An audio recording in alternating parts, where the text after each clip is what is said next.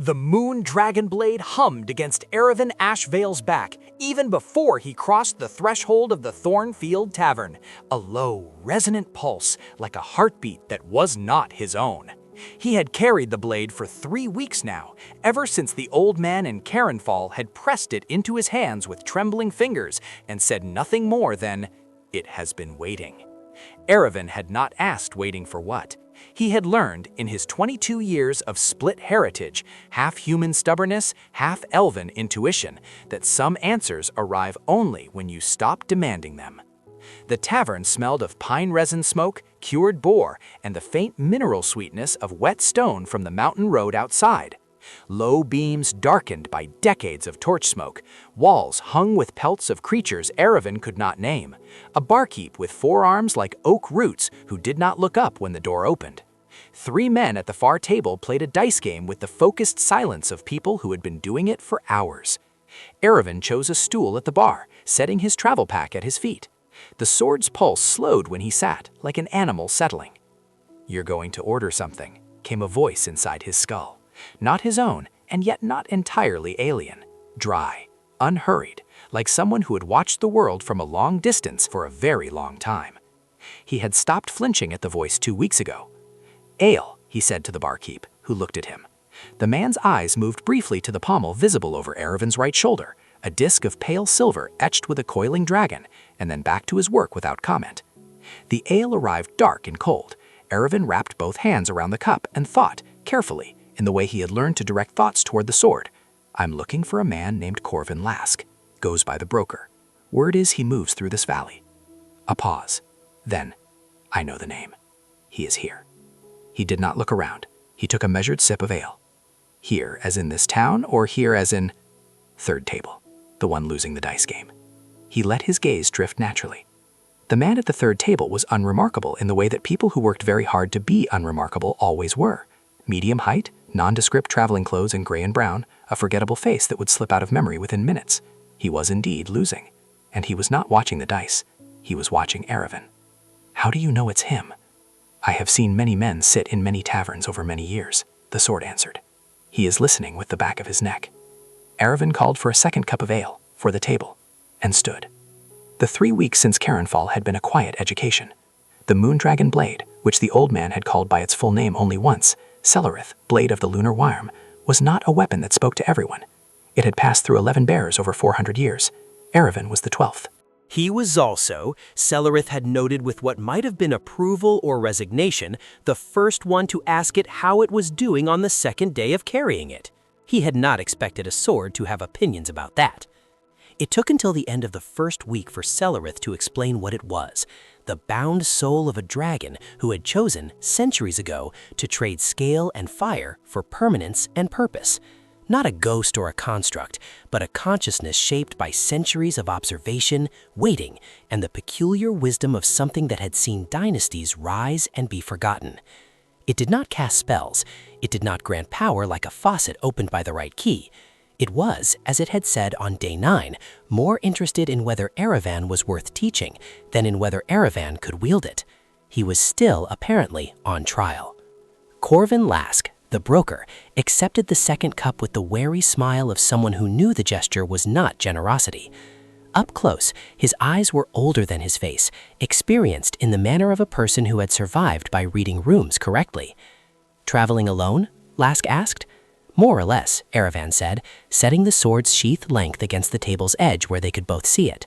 Lask's gaze moved to it for just a moment, just long enough. "You're looking for someone," the broker said. "Information," Erevan corrected, "about a rune called the Vorthane Hold. I was told you know where it is." The other players had quietly stopped. They were now very carefully not looking in their direction. Lask turned his cup slowly. "That's a place people go to and stop coming back from." "I know." "And you're going anyway?" "I am." Lask studied him. Then he looked, once more, at the sword. What's in that rune worth the risk? Erevan thought of the old man in Carenfall, of the way Celerith's pulse had changed, sharpened, the moment the man had spoken a single word before pressing the blade into his hands. A word like a hook sunk into something deep. He said, "Someone I owe a debt to needs what's inside." It was not the whole truth, but it was the truth that mattered. Lask was quiet. Outside, the mountain wind pressed against the shutters. Then the broker reached into his coat, produced a folded piece of parchment, and set it on the table. 3 gold, he said, and you didn't get this from me.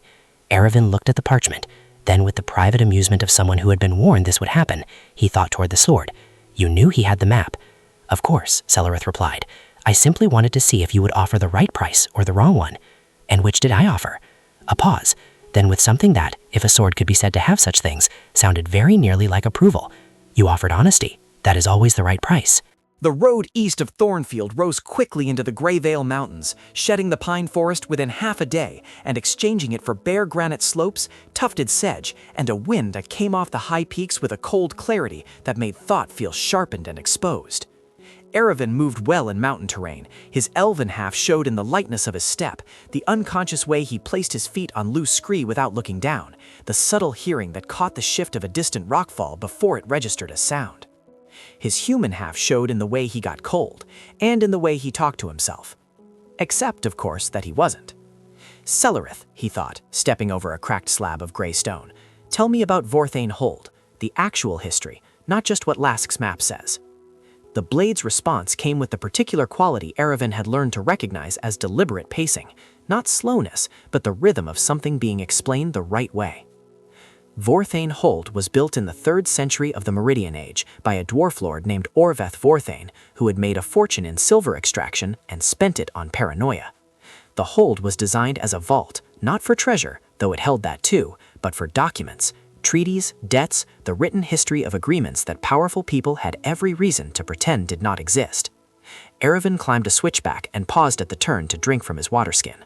Around him, the mountain air was utterly still, except for the distant call of a raptor somewhere above. He could see 3 valleys to the west, each one catching the afternoon light differently. And why is it dangerous now? Orveth died without heirs 300 years ago. The hold was sealed, but vaults with no owners tend to attract inhabitants over time, based on what I observed in the decades before my last bearer retired. Your last bearer retired? She was 87 and had earned the rest. Do not interrupt. Erevan drank his water and did not interrupt. Based on what I observed, the upper levels of the hold were colonized roughly 2 centuries ago by a warband of hobgoblins who called themselves the Ashveil Legion. They are disciplined, hierarchical, and have had 200 years to fortify a position that was already a fortress. The lower levels, where what you are seeking will be, are a different matter. What kind of different matter? The kind that does not have a name, because the things with names have chosen not to go there. Erevan stared at the valley below for a moment. That's not reassuring. It was not intended to be. You should be aware of what you're walking toward. He shouldered his pack and continued east. The conversation lapsed into a comfortable quiet, something he would not have predicted possible 3 weeks ago, the idea of companionable silence with a sword, but here it was. He thought about the old man again. About the word that had been said, the name that had pulled something taut in his chest and hadn't released since. His father's name, a father he had never met, who had apparently been in Carenfall 7 years ago and had left something behind with a trembling old keeper, a sword, a debt, and a direction. By late afternoon, Erevan had reached the first real obstacle, a collapsed section of the mountain road that left a gap of perhaps 12 feet over a drop he did not want to measure. On the far side, the road continued, visible and intact. He studied the gap. You're about to tell me to jump, he thought. I was going to suggest the ledge to the left, Celerith replied. There is a 12-inch shelf of stone running the full length of the gap. A person with reasonable balance and some composure could cross it without difficulty. Erevan looked left, found the shelf. It was, in fact, there. He hadn't seen it. How long have you been noticing things I don't notice? Since you began carrying me, which is to say, always. A pause. You have good instincts and adequate skills. You read people well. You are less observant of terrain than you should be for someone who travels alone in mountains. That's fair, Erevan admitted. He made the crossing, carefully, one foot precisely placed in front of the other, the void below indifferent to his existence, and regained solid road on the far side. He stood a moment, breathing evenly, feeling the mountain air cold in his lungs. Celerith, he thought then, with the specific tone he used when he was genuinely asking something, rather than making conversation. Do you want me to succeed at this? The silence that followed was not hesitation. It felt more like consideration, as if the sword were choosing between several true answers rather than searching for one. I want to see who you become when it costs you something, Celerith finally said. That is not the same thing as wanting you to fail, but I will not pretend I have no interest in the test itself." Erevan considered that, then he nodded, to no one, and continued east. 2 hours before the light failed, he found the first sign of the Ashfang Legion, a pike planted in the road, topped with a carved wooden disc painted in red and gray, a territory marker. Not a warning to turn back, those looked different. He knew markers, had learned their language in years of road travel. This was a statement of ownership. "You are in our territory. We know." He stopped in front of it. "They post watchers on the ridge above," Celerith said, tone neutral. "They have been following your progress for the last mile." Erevan did not look up. "Do they know what I'm carrying?" "They know you're armed. They do not know the nature of the blade. Hobgoblins of the Ashfang are pragmatic. They will observe before engaging. You have perhaps 20 minutes before they send a runner to report you, and another hour before a patrol arrives." "So I need to be off the main road in 20 minutes.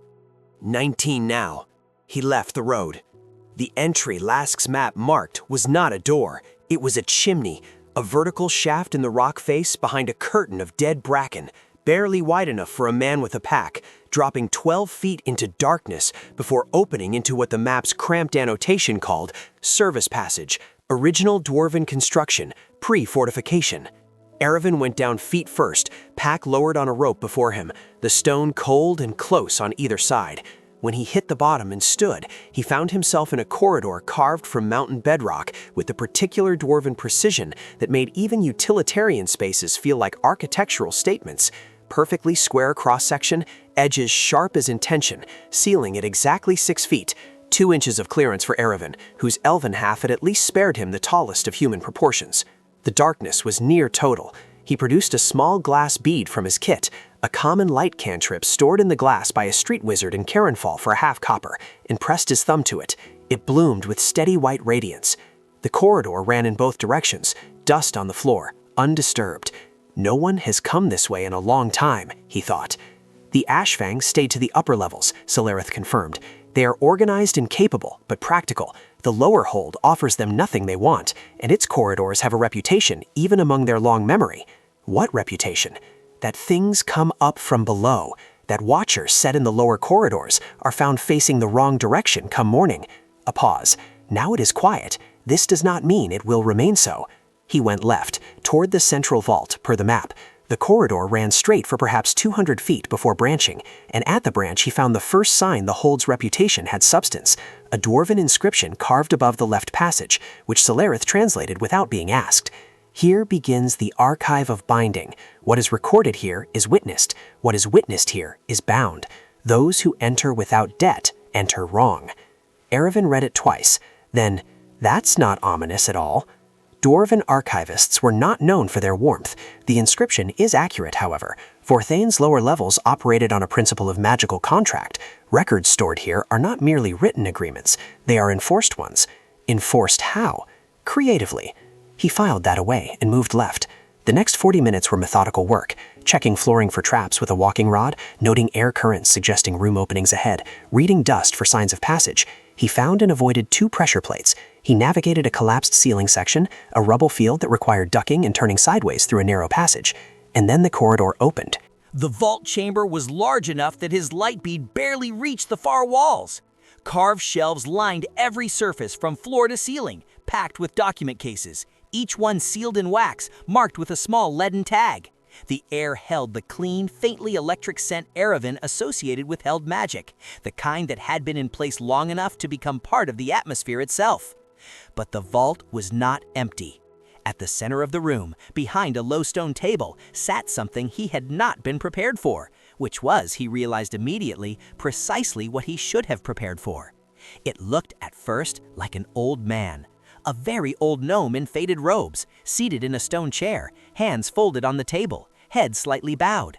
Then the light bead's radiance caught it at the right angle, and he saw what the shadows had concealed. The figure was not breathing, had not breathed, possibly, for a very long time. Celerith, he thought very carefully. Yes, I see it. What is it? What it was originally was a gnome archivist. What Forthane's binding magic made of it over the centuries is something more complicated. It is not undead in the conventional sense. There is no necromantic thread. It is more that it became part of the archive itself. Is it going to wake up? That depends entirely on whether the archive considers your claim valid. I would suggest being very clear about your purpose. Erevan approached the table slowly. He set his light bead on the stone surface. Then he folded his hands, mirroring the figure's posture, and spoke aloud for the first time since entering the hold. "My name is Erevan Ashveil. My father was Erevan Ashveil, who entered this archive 32 years ago and recorded a document of debt. I am here to witness that record and, if the terms have been met, to release it." The silence lasted long enough that he hoped nothing would happen. Then the figure's eyes opened. They were the pale silver of old mirrors. "Witness," it said, in a voice like paper being slowly unfolded. "Claim. Blood proximity confirmed." It tilted its head with small, precise movement. "The record of Erevan Ashveil, dead principal 1 life, transferred to the child of his line, should the debt remain unclaimed at the bearer's death." The silver eyes focused on Erevan. "Erevan Ashveil died 11 years ago. The debt transferred. You have been carrying it since you were 11 years old." The room felt suddenly much smaller. Erevan did not move. He breathed once, evenly, and thought toward the sword. "Did you know this?" The pause that followed was a single beat too long. "I knew there was a debt," Celerith said. "I did not know the specifics. I did not know it had transferred. But you knew it was connected to your previous bearer." "Yes." A pause. "She was the one who called in the debt, on behalf of your father. The life he owed was hers." In the archive, the silver-eyed figure waited with the infinite patience of something that had been waiting for decades and could wait decades more. Erevan stood in the vault of Vorthane Hold and understood, for the first time, the full shape of what he had walked into. The old man in Carenfall had not been a stranger handing him a sword. He had been a keeper honoring a promise, because Celerith's last bearer, a woman of 87 who had earned her rest, had spent a piece of her debt credit to protect a child she had never met from a burden he could not yet carry. And the sword had let him find his own way here. Not cruelty, something older and stranger, the conviction that understanding earned through the journey meant something that understanding given freely could not. He breathed out slowly. Then he looked at the silver-eyed archivist and said, "What do I have to do to release the debt?" The archivist's answer was not what Erevan expected. "Nothing," it said. "The debt of Erevan Ashveil was a life owed to a bearer who has since released all claims. The record exists, the debt is witnessed. Its release requires only the acknowledgement of the inheriting party." The silver eyes blinked once, slowly. "You came, you witnessed, the debt is released." Erevan stood very still. "That's it?" "That," Celerith said, with a quality in the mental voice that Erevan was now certain was humor, "is very much it."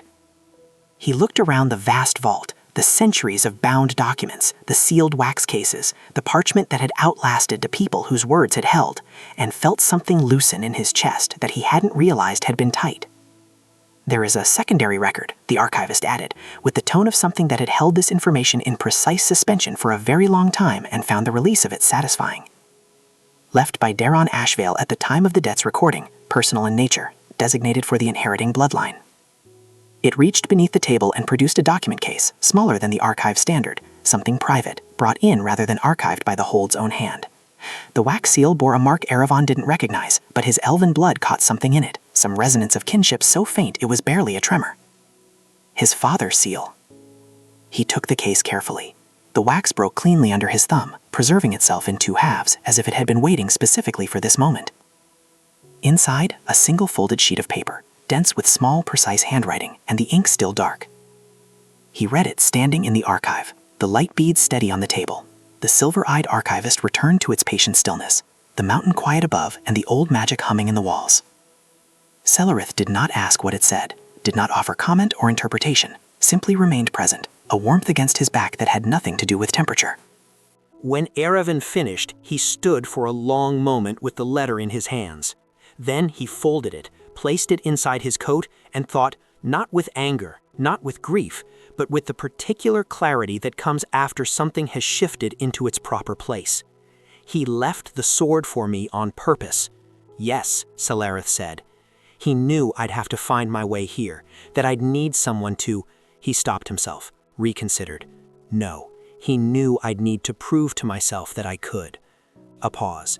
Then Celerith said quietly, "Your father was an adequate judge of character. He was less adequate as a parent.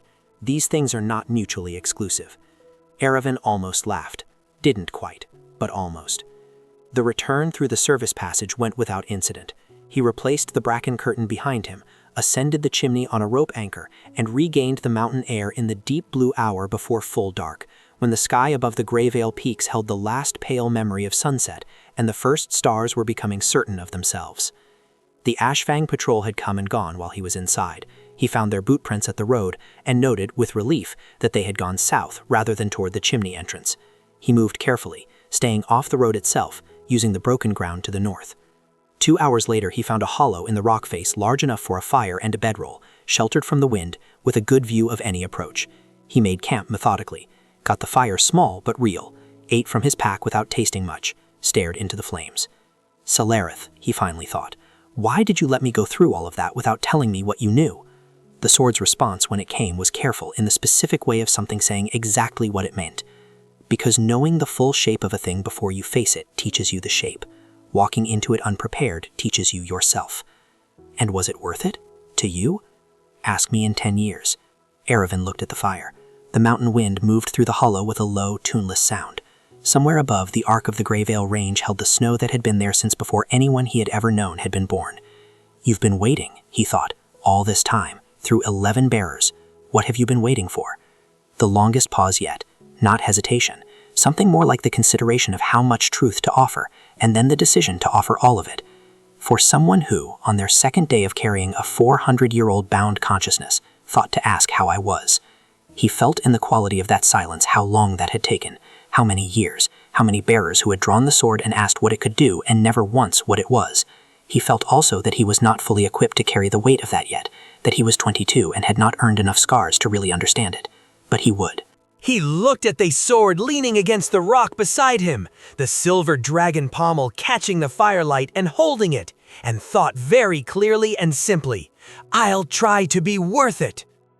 I know, Salarith said, and then, with a warmth that had been building for 3 weeks and had finally found its moment, that is why I told the old man to give you the blade. The fire burned low.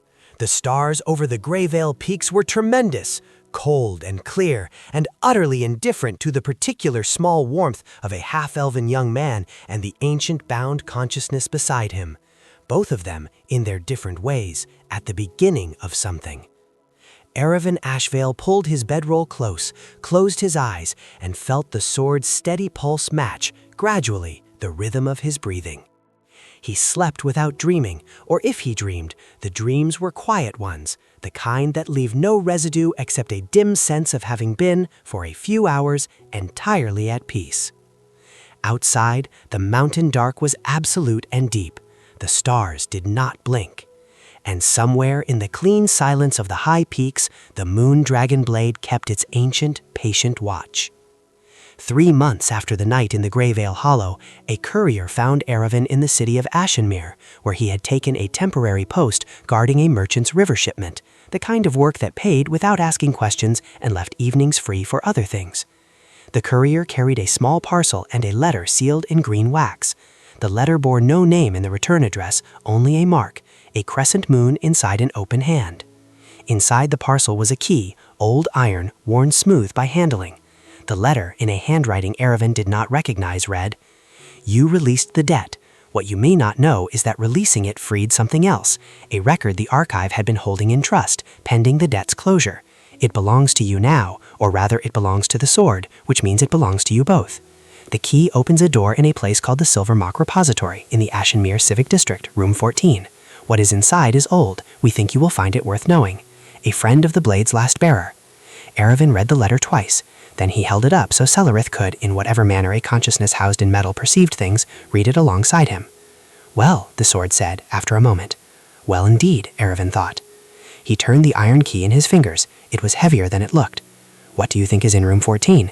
Something worth knowing, Salarith said. That is what the letter says. That's not an answer. No, it is an invitation. A pause. They are better things. Erevan pocketed the key, settled the sword at his back, and stepped into the Ashenmere morning, the city bright and loud around him, the river silver in the distance, the road ahead unmapped, and therefore, in its own way, entirely open. He decided, beginning to understand the difference between what was behind him and what was ahead. It was, as Salarith had once told him in a mountain corridor, not the same thing as knowing, but it was the right start.